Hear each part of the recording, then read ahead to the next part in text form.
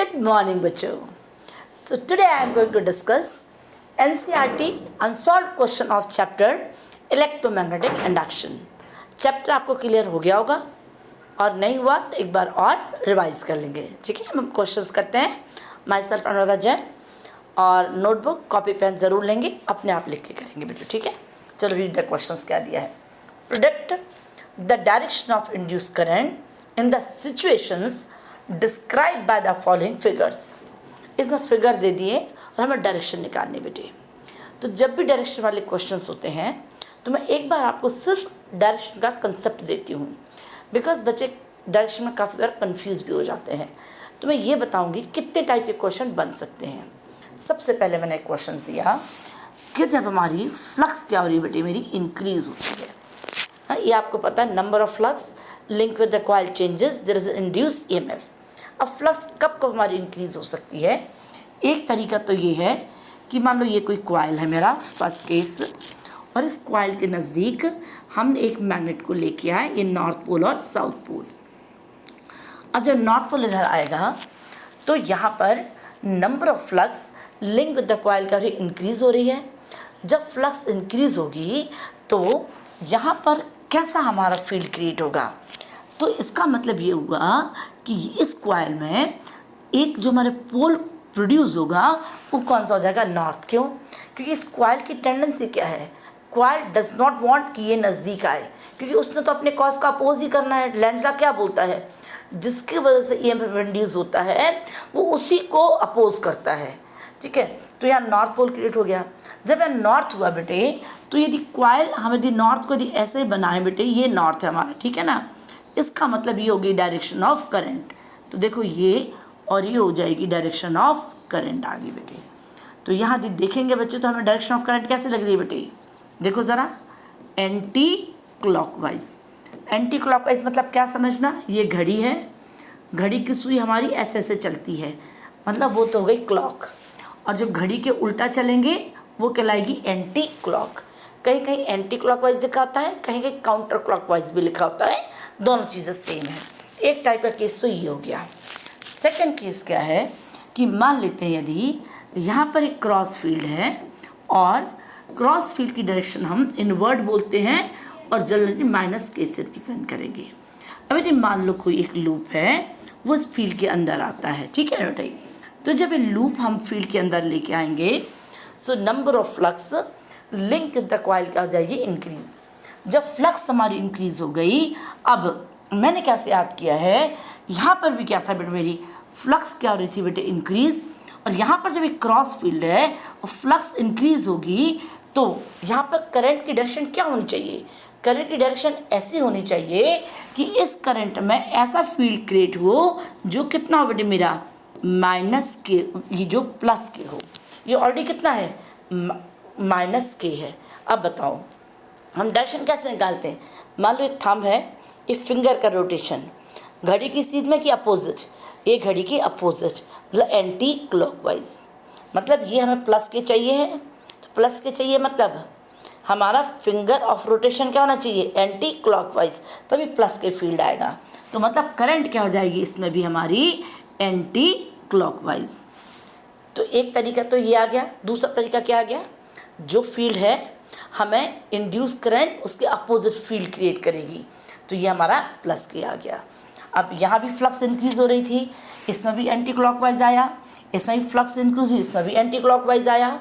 और कैसे कर सकते हैं? थर्ड केस, सपोज करते हैं बेटे, एक जैसे मान लो मैग्नेट की जगह मान लो एक हमारी ये कॉइल है हमारी, और ये कॉइल है, इसमें बैटरी लगा के मान लेते हैं करंट फ्लो करता है. ये करंट गया और अगेन करंट इंक्रीज़ ही कर रहा है बेटे, ठीक है. तो जब करंट हमारा इंक्रीज़ कर रहा है और यहाँ पर डायरेक्शन ऑफ करंट क्या थी? क्लॉकवाइज. तो यहाँ पर जो डायरेक्शन होगी वो क्या हो जाएगी? हमारी एंटी क्लॉकवाइज. और यदि मान लेते एक लूप ये है, इसमें भी मेरा करंट इंक्रीज़ कर रहा है और एक लूप अंदर है, तो यहाँ पर जो डायरेक्शन होगी इसके अपोजिट.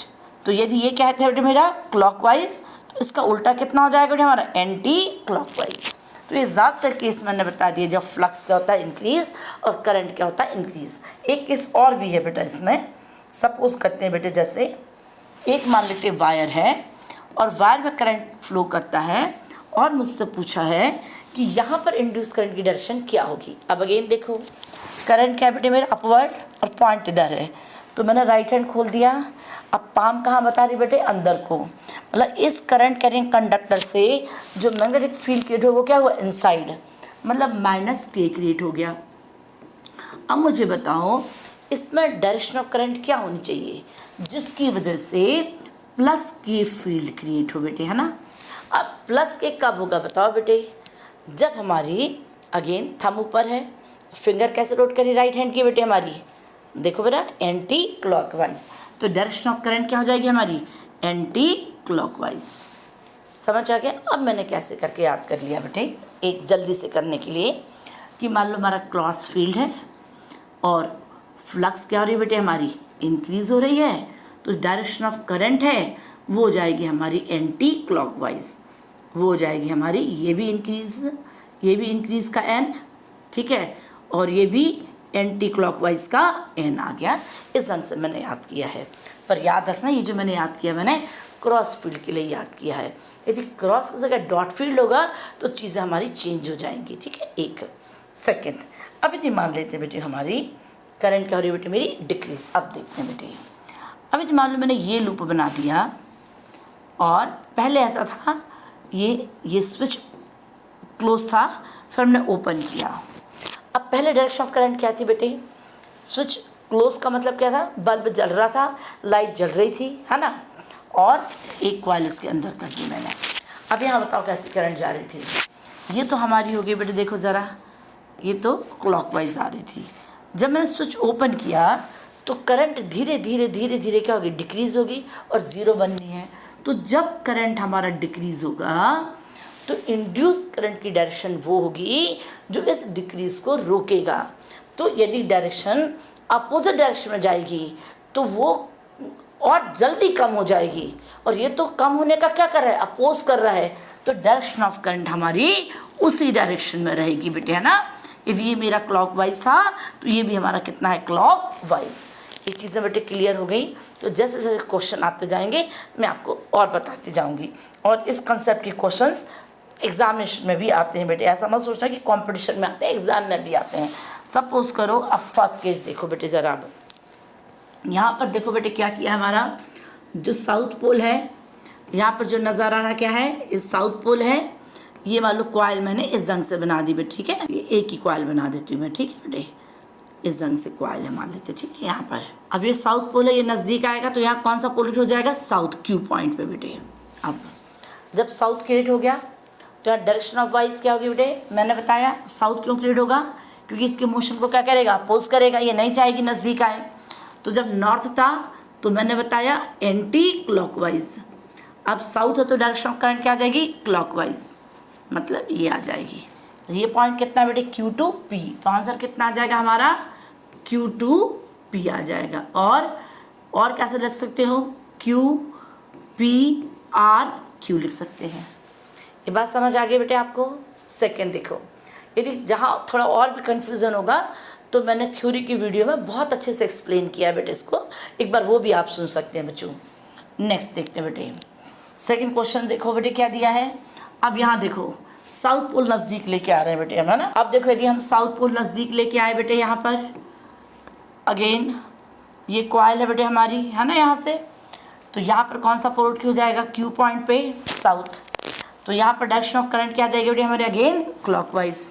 तो क्लॉकवाइज मतलब यहाँ से ऐसे को हो गई बेटे, है ना, ये ऊपर ऐसे घूम के, पर होना क्या है बेटे हमारा, क्लॉकवाइज, मतलब कितना आ जाएगा, QRP, है ना। क्लॉकवाइज कैसे होगी बेटे, दोबारा चेक करो बेटे, क्लॉकवाइज चेक करो बेटे, ये क्या है बेटे हमारा साउथ पोल, और ये क्या है बेटे हमारी, ऐसे करके कॉइल है। अब जब भी बनानी है यहाँ साउथ पोल आ गया, अब बताओ डायरेक्शन ऑफ करंट क्या हो जाएगी बेटे हमारी, चेक करो बेटे, क्लॉकवाइज। जैसे घड़ी में करंट फ्लो करती है ना, तो मैं यहाँ से ले लेती, ये आएगी बेटे, ये आएगी, ये आएगी, फिर ये जाएगी, ये क्या हो गई, क्लॉकवाइज। ये पॉइंट कितना था बेटे, Q, ये कितना था R, ये कितना था P, मतलब अगेन QRP, कितना हो जाएगा हमारा, QRP।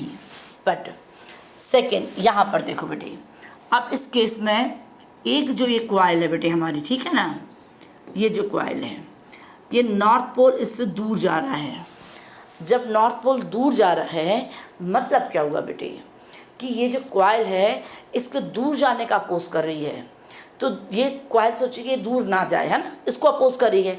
तो जब नॉर्थ को अपोज करेगी तो कौन सा पोल क्रिएट हो जाएगा ताकि इसको नज़दीक लाए, मतलब क्या क्रिएट हो जाएगा, साउथ, क्योंकि नॉर्थ एंड साउथ क्या करेंगे, अट्रैक्ट ईच अदर, और यहाँ ये क्या कर रहे थे, रिपेल ईच अदर।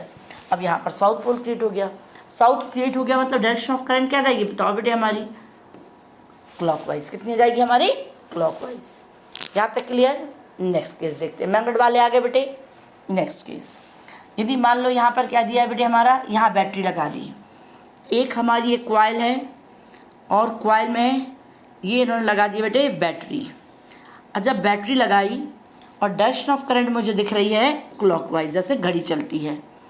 अब यहाँ बताओ बेटे, अब प्लस का साइन है और स्विच एरो देखेंगे, इसका मतलब होता है कि हमने जस्ट क्लोज किया स्विच, क्या किया बेटे, जस्ट क्लोज किया। तो ये जो चीज़ें हैं ट्रांजिट टाइम की हैं। ट्रांजिट का मतलब क्या होता है, जैसे हम स्विच बंद करते हैं तो थोड़ी देर में करंट बनता है मैक्सिमम। यदि हम स्विच लाइट जली हुई है, यदि हम स्विच हटाते हैं तो थोड़ी देर में वो ज़ीरो होता है। वो थोड़ी देर हमारा मिली सेकेंड हो सकता है, माइक्रो सेकेंड हो सकता है, पर ऐसा नहीं होगा कि 5-6 सेकेंड हो गया बेटे। आपने घर में देखा होगा ट्यूबलाइट जो जलती है, जब हम ट्यूबलाइट जलाते तो क्या लगता है, थोड़ी देर के बाद वो ग्लो करती है, ठीक है। तो ये वो टाइम है। तो प्लस है, जस्ट क्लोज किया तो करंट क्या हो रही है बेटे मेरी, इंक्रीज़। मैंने क्या बताया था, यदि इंक्रीज़ होगी तो डायरेक्शन ऑफ इंड्यूस करंट होगी इसकी क्या हो जाएगी, अपोजिट। ये क्या दिख रही है बेटे हमें, क्लॉकवाइज। तो यहाँ क्या होना चाहिए बेटे हमारा, एंटी क्लॉकवाइज, मतलब अपोजिट टू वॉच, है ना, एंटी क्लॉकवाइज आ जाएगा। एंटी क्लॉकवाइज मतलब कितना आ जाएगा, एक्स, वाई और जेड। अब नेक्स्ट केस देखते हैं बेटे, क्या दिया है हमें, चेक करो बेटे। नेक्स्ट पे दे दिया, यहाँ हमें कॉइल दे दी है और यहाँ पर जो करंट दी है वो मुझे दे दी है एंटी क्लॉकवाइज। बट यहाँ उन्होंने एक चीज़ लिखी है बेटे इस कॉइल में, ना, इस कॉइल में एक चीज़ नज़र आ रही है। यहाँ पर एक लगा दिया है रियोस्टेट, है ना, और ये लगा दिया है बैटरी। अब रियोस्टेट का मतलब क्या होता है बेटे, इसका दूसरा नाम होता है वेरिएबल रेजिस्टेंस। जब हम लोग रेजिस्टेंस को वेरी करते हैं तो जो करंट था वो हमारा E/R होता है बेटे, है ना। यदि रियोस्टेट रेजिस्टेंस बढ़ा दिया बेटे मैंने तो करंट क्या हो जाएगी मेरी, डिक्रीज हो जाएगी। पर यदि I = E/R, यदि रेजिस्टेंस को मैंने डिक्रीज कर दिया तो करंट हमारी इंक्रीज हो जाएगी। अब रियोस्टेट चेंज किया है तो मैं इंक्रीज का ही केस ले लूँगी। अब रेजिस्टेंस कम किया मैंने, क्योंकि रेजिस्टेंस के हम फिक्स वैल्यू कर सकते हैं, मैक्सिमम इतनी वैल्यू है रियोस्टेट में भी ना, एक रेंज होती है। तो करंट क्या हुआ, इंक्रीज़। यदि करंट इंक्रीज़ हुआ तो ये डायरेक्शन मुझे क्या नज़र आ रही थी, एंटी क्लॉकवाइज। तो हमारी क्या हो जाएगी बेटे, क्लॉकवाइज। अब देखो यहाँ क्या दिया है बेटे इन्होंने, वाई, एक्स और जेड, मतलब हम लोग क्या लिख देंगे, जेड वाई एक्स, है ना, जेड वाई एक्स। यहाँ तक क्लियर हो गया बेटे बात आपको। अब नेक्स्ट क्वेश्चन करते हैं बेटे, ठीक है। अब इस क्वेश्चन में देखेंगे अगेन, अब इसमें स्विच क्या किया बेटे, ई वाला केस देखो बेटे ज़रा, ये कोर है और उसमें इस ढंग से ये सोलेनॉइड है और ये नेगेटिव और ये पॉजिटिव है, और स्विच ऑलरेडी बंद था बेटे, है ना। इसको हमने ओपन किया, ओपन किया, इसका मतलब करंट क्या हो रहा है बेटे मेरा, डिक्रीज़। करंट क्या हो रहा है, डिक्रीज़। अब यहाँ पर डायरेक्शन ऑफ करंट क्या थी बेटे, पहले बताओ बेटे, प्लस था तो direction of current naturally plus से ही होती है ना बेटे, समझाने के लिए बता दिया बेटे मैंने।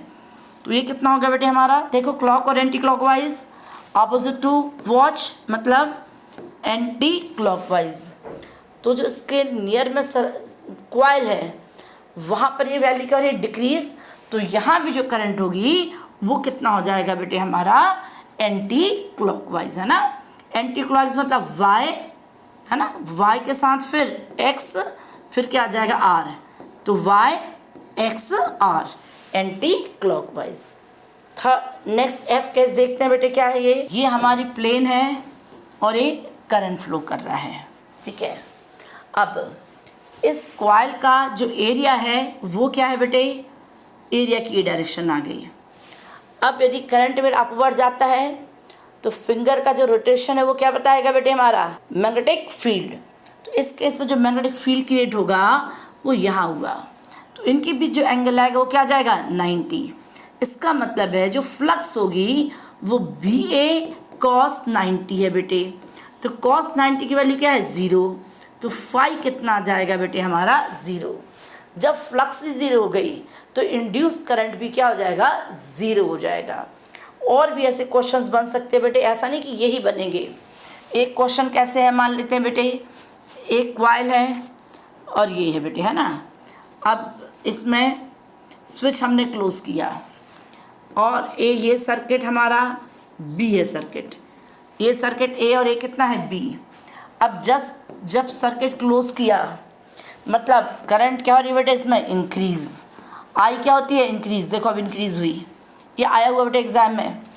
यदि आई इंक्रीज़ हो गई इसका मतलब बताओ देखो क्या हो जाएगा बेटे मेरा, और डायरेक्शन ऑफ करंट क्या दिख रही है बेटे हमें क्लॉकवाइज।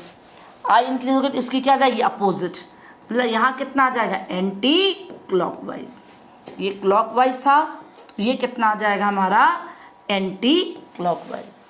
नेक्स्ट क्या आ जाएगा बेटे दी हमारा, यदि इसी क्वेश्चन में ऐसे दिया होता बेटे ये है और अब हमें बोला इसको हमने क्या किया ओपन किया है, मतलब ये पहले स्टडी स्टेट थी, करंट मैक्सिमम था इसमें, जब हमने स्विच ओपन किया तो करंट क्या लगा decrease.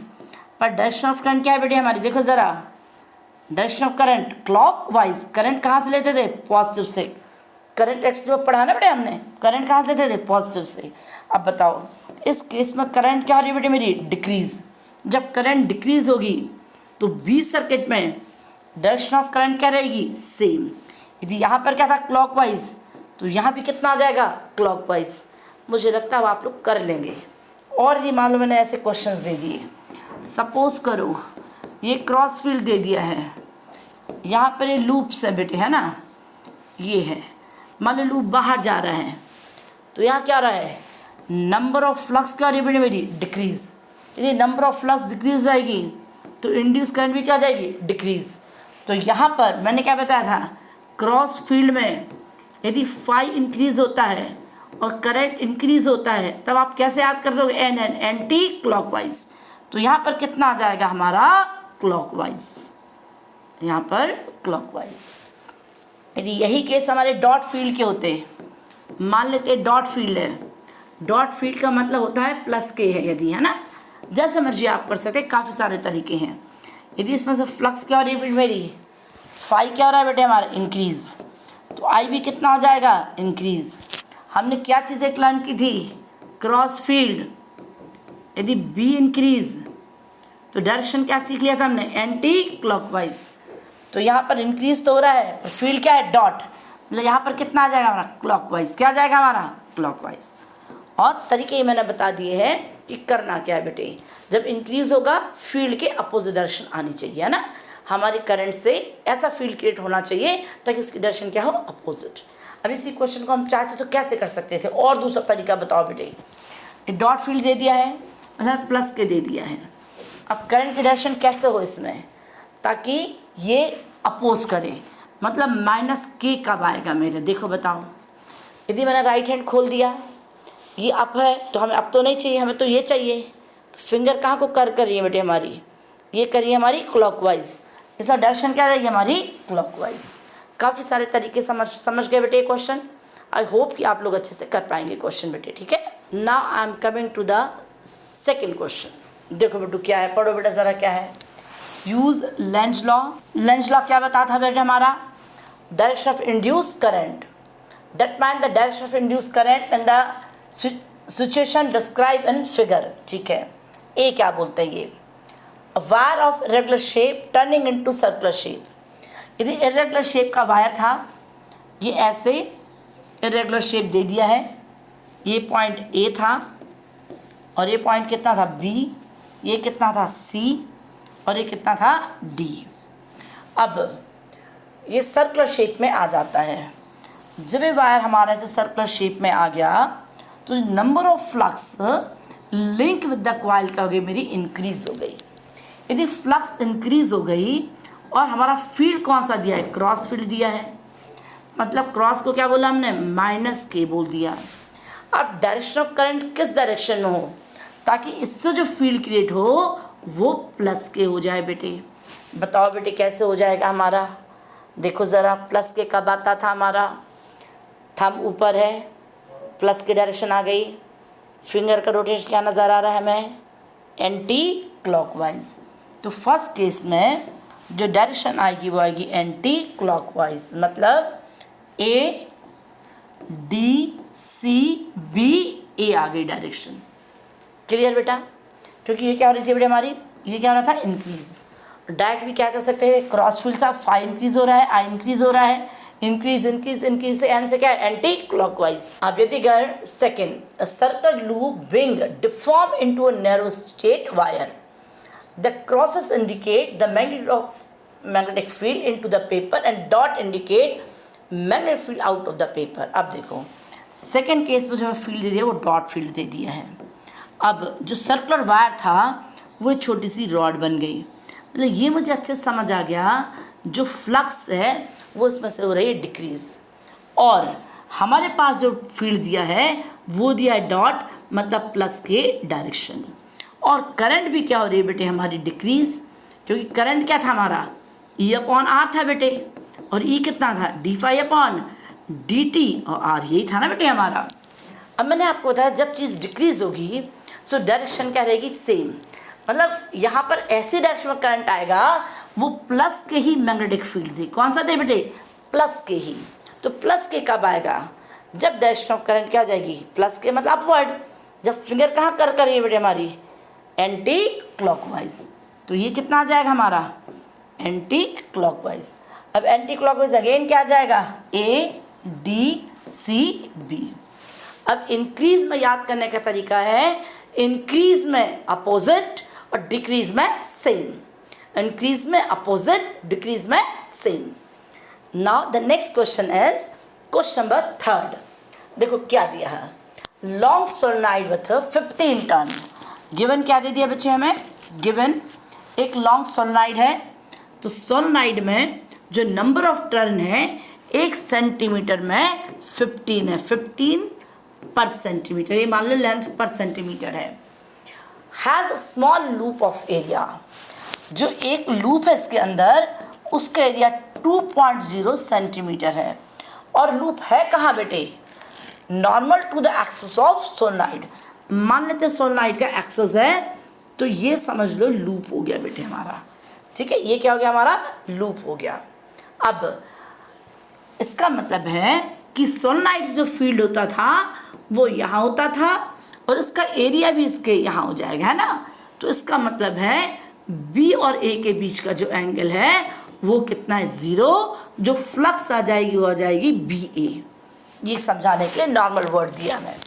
If current carried by the solenoid changes, current कितना चेंज हो रहा है बेटे हमारा, I1 is equal to 2 ampere, और I2 कितना दे दिया बेटे हमारा 4 एम्पियर, टाइम कितना दे दिया बेटे हमें 0.1 second. What is the induced voltage in the loop, देखो बेटे कहाँ पूछा है, व्हाइल करंट चेंजिंग। यदि मान लो यहाँ बेटा लूप वर्ड नहीं होता, यहाँ पर सिंपल होता है what is the induced voltage in a solenoid, मान लेते हैं लूप की जगह क्या होता है वर्ड सोलेनॉइड, तो हमारे दिमाग में सिंपल क्या फॉर्मूला आना था बच्चों को, E is equal to L D I upon D T, और सोलेनॉइड का एल कितना होता था बेटे हमारा, mu not N square A L, और D I upon D T हो जाना था बेटे, है ना, और हमने इसको सॉल्व कर लेना था। पर यहाँ पर सिर्फ क्या दिया है, लूप, तो हम क्या करेंगे, लूप में हमारा एक ही टर्न है बेटे, है ना। तो अब जब हमें इंड्यूस एफ निकालना है तो हम कैसे चलेंगे बेटे, E इज इक्वल टू मैंने बोल दिया D phi upon D T. अब फाई क्या होगा बेटे हमारा, फाई इज इक्वल टू हो जाएगा बी ए हो गया बेटे। अब बी क्या होगा, सोलेनॉइड का फील्ड कितना था, phi is equal to mu not N I और ए, हो गया बेटे क्लियर। अब मैं यहाँ वैल्यू डालूँ बेटे, E is equal to D upon D T, है ना, म्यू नॉट एन आई और ए। अब यहाँ क्या कॉमन आ जाएगा हमारा, म्यू नॉट आ जाएगा, एन आ जाएगा, ए आ जाएगा, D I upon D T. बस हमें अब सारी वैल्यूज़ पुट करनी है ना। तो अब यदि हम यहाँ करते हो, देखो क्या आना था, एन स्क्वायर आना था। तो जो बच्चे आप गलती कर सकते हो जल्दबाजी में, वो ये गलती कर सकते हैं, आप डायरेक्टली एन स्क्वायर का फॉर्मूला पुट कर सकते हैं बेटे, है ना। आप डायरेक्ट ये लगा लोगे, आंसर आएगा नहीं, आप कंफ्यूज हो जाओगे। यहाँ पर इस लूप से पूछा है बेटू, है ना। आगे बात समझ। तो हमारा कितना आ जाएगा, is equal to mu not N I A D I upon D T, सारी वैल्यू दी हुई है, हम इसको फटाफट सॉल्व कर लेते हैं। ई कितना आ गया बेटे हमारा, mu not N I, mu naught और ए था और यहाँ था D I upon D T. अभी नेगेटिव साइन के बारे में हम कोई डिस्कशन नहीं कर रहे हैं, हम सिर्फ मैग्नीट्यूड की बात कर रहे हैं। म्यू नॉट की वैल्यू कैसे निकालोगे बच्चे, नहीं आती मुझे, पर ये ज़रूर पता है म्यू नॉट अपॉन 4 पाई कितना होता है, 10⁻⁻⁷। बोलो कितना आ जाएगा हमारा, 4 पाई इंटू 10⁻⁷, और नंबर ऑफ टर्न कितने, n इज इक्वल टू हमारे 15 पर सेंटीमीटर। सेंटीमीटर का मीटर बनाने के लिए क्या करोगे, 15 पर सेंटीमीटर मतलब 10⁻²। एरिया कितना दिया है बेटू हमें, एरिया 2 सेंटीमीटर का स्क्वायर है। 1 सेंटीमीटर बच्चे आप लोग को मालूम है 10⁻² मीटर, यहाँ पर स्क्वायर है मतलब 10⁻⁴ आ जाएगा। D I upon D T देखो बेटे, डी आई मतलब चेंज ना करेंट, 4 - 2 कर लो, आई कितना कर लोगे 0.1, तो कितना आ जाएगा 2 और 0.1 ये आ गया 20। D I upon D T कितना आ जाएगा 20। सॉल्व करने का तरीका बताओ बेटे। सबसे पहले क्या काटनी है बच्चों ने, पावर्स, ठीक है। ये 2 - 2 की पावर बच गई, ए के 0 था -1 की बच गई, 15 2 ज़ा 30 आया, एक और ये चला गया। अब हमारा 3 2 ज़ा 6 आ गया, 4 पाई 10⁻⁷, 3 2 ज़ा 6। अब देखते हैं बेटे 24 और ये कितना आ जाएगा पाई, 6 4 ज़ा 24 और पाई इंटू 10⁻⁷। पाई की वैल्यू होती है बेटे हमारी, पाई की वैल्यू बोलो बेटे 3.14। अब यदि मान लेते बेटू यहाँ पर 3 होता तो आंसर कितना आना था बेटे हमारा, 1272 तक आना था। थोड़ा सा ज़्यादा है, 75 तक कर देते हैं, अदरवाइज आप मल्टीप्लाई कर लेना, ठीक है। 75 इंटू 10⁻⁷। अब यहाँ 75 है तो एक ही पॉइंट बचाते हैं बेटे, पता है ना बेटा। तो ई को क्या लिख लोगे आप लोग, 7.5 मल्टीप्लाई 10 और 10⁻⁷, तो 1 0 चला जाएगा, कितना बच जाएगा -6। E is equal to 7.5 into 10⁻⁶, ये हो जाएगा बेटे हमारा E M F. E is equal to 7 unit क्या आ जाएगी, वोल्ट बेटे। क्लियर बच्चे, गॉट इट। बस यहाँ गड़बड़ी क्या हो सकती थी बच्चों की, यदि थोड़ा सा ध्यान नहीं देते तो आप स्मॉल लूप की जगह आप सोलोनॉइड ही समझ लेते और आप एन स्क्वायर लगाते, फिर आप बोलते मैडम एल तो दिया नहीं है, क्योंकि हमारा ई एम एफ क्या था सोलोनॉइड में, E is equal to L D I upon D T. L की वैल्यू कितनी थी हमारी, हाँ mu not N square A upon A L. Question में एल भी नहीं दिया और एन स्क्वायर आना, तो आंसर आपका गलत आ सकता था। यहाँ तक क्लियर हो गया बच्चों को अच्छे से। Now coming to the next question. The next question is, देखो बेटू रीड करेंगे, a rectangular loop of side L is equal to 8 centimeter and B is equal to 2 centimeter with a small cut is moving out of the region of uniform magnetic field of magnitude B is equal to 0.3 Tesla।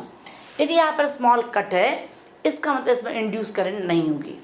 यदि cut नहीं होता तो हम current भी निकाल सकते थे, ठीक है, क्योंकि सर्किट कंप्लीट नहीं हो रहा है। अब क्या बोलते हैं, what is the voltage developed across cut if velocity of loop is 1 centimetre पर second and direction normal to the it. First longer side, second shorter side of the loop, and for how long does induce voltage last in each case. ठीक है बच्चे, concept clear हो गया। अब questions करते हैं बेटे। फर्स्ट केस है, अब यदि लूप हमारा मूव कर रहा है बेटे, है ना, लूप यदि मूव कर रहा है, इसका मतलब है ये जो हमारा कंसेप्ट आ गया ये मोशनल ईएमएफ का आ गया। तो मोशनल ईएमएफ में जो इंड्यूस ईएमएफ होता था वो होता था VLB। E is equal to VLB, या कई जिसको जैसे याद करना वो याद कर सकते हैं, कई कैसे याद करते हैं, VBL जैसे याद करना है, ठीक है। अब बात एक ही है, बट इसको और अच्छे तरीके से हम कैसे याद करेंगे बेटे, ताकि हमारा कोई क्वेश्चन गलत ना हो। अभी तो हम इसका मैग्नीट्यूड बता रहे हैं, पर मैग्नीट्यूड निकालने का तरीका और क्या है, V क्रॉस B और होता है डॉट DL या डॉट L होता है। जो लेंथ लेते हैं वो डिस्प्लेसमेंट आई, ठीक है। और आसान वर्ड में आप समझेंगे, EMF हमारा तभी इंड्यूस होगा जब B, L और V तीनों आपस में एक दूसरे के परपेंडिकुलर हों। यदि ये परपेंडिकुलर नहीं होंगे तो EMF ज़ीरो हो जाएगा। यदि कोई भी दो पैरेलल है तब भी EMF नहीं होगा बेटे। क्लियर? ये आपको फॉर्मूला अच्छे से पता है, E is equal to VLB। अब हम फर्स्ट केस डिस्कस करते हैं बेटो। फर्स्ट केस है लॉन्गर साइड, ठीक है ना। अब लॉन्गर साइड मुझे बताओ कि ये वाली जो लेंथ है, ये लेंथ मान लेते हैं y एक्सिस है और एक कौन सा एक्सिस है, x एक्सिस है, और मैग्नेटिक फील्ड क्या है, -K, मतलब x y z एक्सिस तीनों परपेंडिकुलर आ गए, मतलब ये 100% बात होगी, EMF इंड्यूस होगा कितना, VLB। बस वैल्यू पुट करने की देरी है। V कितना था, 1 सेंटीमीटर, डायरेक्ट कर दो बेटे 1 सेंटीमीटर का 10⁻⁻2 कर दिया। लेंथ कितनी दे दी, अब लॉन्गर लेंथ कौन थी, 8 सेंटीमीटर, तो 8 इंटू 10⁻⁻2 कर दिया। मैग्नेटिक फील्ड कितना बेटे हमारा, 0.3 टेस्ला, 0.3 टेस्ला, 1 0 कर दिया। सबसे पहले क्या तरीका है बेटे हमें करने का, क्या तरीका है, सबसे पहले पावर कर लेंगे सॉल्व, है ना। ये कितना आ जाएगा बेटे हमारा, या 0 नहीं भी हटा दे तो कोई बात नहीं बेटे, है ना। 0.8 है, 8 3 कितना है 24, मतलब 2.4, और 2 और 2 की पावर क्या था, दोनों -2 है, मतलब -4 वोल्ट। अब सेकंड क्या बोलते हैं इसी में, एक लाइन में, for how long does the induce voltage last in each case, कितनी देर तक इंड्यूस EMF रहेगा। सिंपल सी बात है, जब तक ये कॉइल मैग्नेटिक फील्ड के अंदर रहेगी तब तक EMF इंड्यूस रहेगा, क्योंकि तब तक फ्लक्स चेंज होगी, उसके बाद फ्लक्स चेंज तो होनी नहीं है। इसका मतलब है इसको बाहर जाने के लिए कितना डिस्टेंस ट्रेवल करना है, ये वाला। तो वेलोसिटी इज इक्वल टू कितना होता है बेटे हमारा, डिस्टेंस अपॉन टाइम, तो टाइम आ गया डिस्टेंस अपॉन V। डिस्टेंस कितना चल रहा है बेटे, ये वाली साइड की थी 2 सेंटीमीटर, वेलोसिटी कितनी है 1 सेंटीमीटर पर सेकेंड, कितना आ जाएगा 2 सेकेंड। हो गया क्लियर बच्चे ये। अब नेक्स्ट केस देखते हैं, शॉर्टर देखते हैं बेटे। देखो ज़रा, शॉर्टर अगेन मूव कर रहा है, बट देखेंगे बेटू यहाँ से जा रहा है बेटे V से, और मैंने क्या बताया EMF कब इंड्यूस होगा, फॉर्मूला तो आपको पता है VLV, बट कब होता था, हाँ बोलेंगे बच्चे, गुड गुड गुड, जब V perpendicular L perpendicular to V। Clear बच्चे, कोई डाउट, कोई confusion, no, okay. Now check करो बेटू, इसमें L कौन सा लोगे बताओ, इसमें L 8 वाला आएगा या कौन सा 8 आएगा, यहाँ पर L कौन सा आएगा, हमें V के परपेंडिकुलर लेंथ चाहिए है बेटा, तो V के परपेंडिकुलर लेंथ हो गई बेटे हमारी 2 सेंटीमीटर, और वेलोसिटी कितनी है 1 सेंटीमीटर, मतलब 10⁻⁻2। B कितना है बेटे हमारा 0.3 टेस्ला, ये कितना आएगा 3 2 0.6 और 10⁻⁻4, ये 0 कर देते हैं, कितना आ जाएगा 6 इंटू 10⁻⁻5 वोल्ट आ गया, इंड्यूस में आ गया। आप क्या बोलते हैं कितनी देर तक रहेगा, सिंपल सी बात है, जब यहाँ से इसको मूव करेंगे हम तो इसको कितना बाहर जाना है, 8 सेंटीमीटर बाहर जाना है, तो टाइम कितना आ जाएगा हमारा, again distance upon velocity, distance कितना 8 सेंटीमीटर, वेलोसिटी कितनी है 1 सेंटीमीटर, मतलब टाइम कितना आ जाएगा हमारा 8 सेकेंड, टाइम कितना आ गया हमारा 8 सेकेंड। अब ऐसा नहीं कि हमें एक ही क्वेश्चन आना चाहिए, NCERT हम सब एग्जाम्स के लिए बोलते हैं कि NCERT is very much important. वो क्यों बोलते हैं बेटे कि अकेले हमने ऐसा नहीं सोचना कि NCERT में जो क्वेश्चन है वही आना है, इसके बेस के सारे कंसेप्ट के क्वेश्चन में आ जाने चाहिए। हमें अप्लाई करना सिखा रहे हैं कि इस ढंग के क्वेश्चन बनेंगे। अब मान लो इस ढंग से ऐसे क्वेश्चन दे दिया, मान लो हमें दे दिए क्रॉस फील्ड है और एक ये लूप है, ये मूव कर रहा है बेटे हमारा, ठीक है। अब अब बताओ हमारा मैग्नेटिक फील्ड कितना हो जाए, इंड्यूस में कितना हो जाएगा, हमें क्या चीज़ देखनी है बताओ फटाफट। हाँ बोलो बच्चे, गुड गुड गुड, VLB। अब हमें लेंथ कौन सी लेंगे, मान लो R रेडियस है, लेंथ हमारी पाई आर लोगे या लेंथ 2R लोगे, बताओ बेटा ज़रा। पाई आर मतलब ये वाली लेंथ हो गई, पर हमने पहले क्या सीख लिया, ये इंड्यूस में कब होता है बेटे, when EMF will be induce, when V is a perpendicular L is perpendicular to V, जब तीनों आपस में परपेंडिकुलर होंगे एक दूसरे के। यदि V मेरी यहाँ पर y एक्सिस पे है तो लेंथ कौन सी चाहिए मुझे, x की, क्रॉस फील्ड कहाँ दे दिया, K, तीनों हो गए ना परपेंडिकुलर। इसका मतलब है यहाँ जो लेंथ आएगी वो V 2R और V आ जाएगी, कितनी आ जाएगी हमारी 2R और V लेंथ आ जाएगी। क्लियर। पर इस बात का याद रखना है कि हमें लेंथ कौन सी लेनी है। यदि अगर सपोज करो मान लो ऐसे क्वेश्चन आ गया, ये है, चलो ये क्रॉस फील्ड है, डॉट भी हो सकता है, ऐसा मैं सोचा क्रॉस है, अब मान लो इधर आ गया, अब आगे लेंथ कौन सी आएगी, L वाली लेंथ आ जाएगी। तो जैसे मर्जी क्वेश्चन हो, हमेशा आपने करना है वेलोसिटी के परपेंडिकुलर लेंथ लेनी है। यदि मान लो हमें ऐसे क्वेश्चन दे दिया बेटे यहाँ पर, ठीक है, सपोज करो मैं क्वेश्चन ऐसे करके लेंथ दे दी, ये दे दी लेंथ, तो हम क्या लेंगे, इन दोनों के बीच के डिस्टेंस की लेंथ लेंगे। यदि मान लो हमें ये वेलोसिटी दे दी बेटे हमें, तो ये तो कितना एंगल बन रहा है, अल्फ़ा, फिर हम लेंथ को इस डायरेक्शन में क्या कर लेंगे, इधर रिजॉल्व करोगे तो ये कितना आ जाएगा, L cos अल्फ़ा, और इधर कितनी आ जाएगी, L sin अल्फ़ा। तो हम लेंथ कौन सी वाली लेंगे बेटे, जो V के परपेंडिकुलर है, कौन से लोगे, जो V के परपेंडिकुलर है। मुझे नहीं लगता इस टाइप के किसी क्वेश्चन में आपको कन्फ्यूज़न आएगा। करो बेटे, खुश होकर करना, बस आपको कोई भी चीज़ मुश्किल नहीं होती, पर जब भी पढ़ने बैठना ना बेटा, हमेशा एक ही चीज़ याद करनी है, सबसे पहले क्या सोचना, मुझे आ जाएगा, मेरे से हो जाएगा। ये नहीं सोचना बड़ा टफ है, फिजिक्स तो आता नहीं, मेरे को आएगा नहीं, ऐसा नहीं। पहले सोचना मुझे आ जाएगा, मैं कर लूँगी, चाहे एक बार में किसी को नहीं आएगा, 2 बार में आ जाएगा, 2 में नहीं आएगा, 3 में आएगा, पर आएगा तो ज़रूर ना बेटे। तो कभी ऐसे डिसहार्ट नहीं होना बच्चों ने पढ़ते वक्त,